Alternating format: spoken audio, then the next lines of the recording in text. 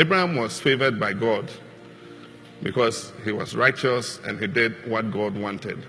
He did what pleased God, and so he was favored by God. If you take his whole family, the only person who was selected for favor by God was Abraham. And so God can select you for favor. That is, if you seek his favor and if you do the things that please him. There are many others in the Bible I can give you. Isaac was blessed. Isaac was favored by God, so that even when there was famine and there was drought and Isaac planted his seed, he harvested 100-fold. So even in the midst of hardship, like the economy is hard, a lot of people say, "Nkoye, things are hard." If you seek the favor of God, you will reap 100-fold, even in the midst of hardship. You remember the story of Jacob and Esau?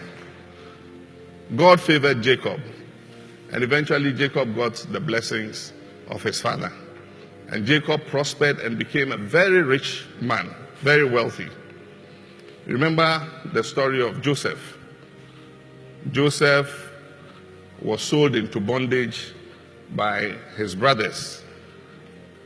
And God has a purpose for everything. You think that it was a calamity that had befallen Joseph, because to be sold by your brothers to slave traders, not knowing where they are taking you, Joseph must have felt very betrayed and very sad that his brothers would do that to him. But God had a plan. And so the slave traders took him to Egypt. And if you remember, they put him in Potiphar's house. And then he had a problem and he was put in prison. And then the Pharaoh had some dreams, and it was only Joseph who was able to interpret those dreams.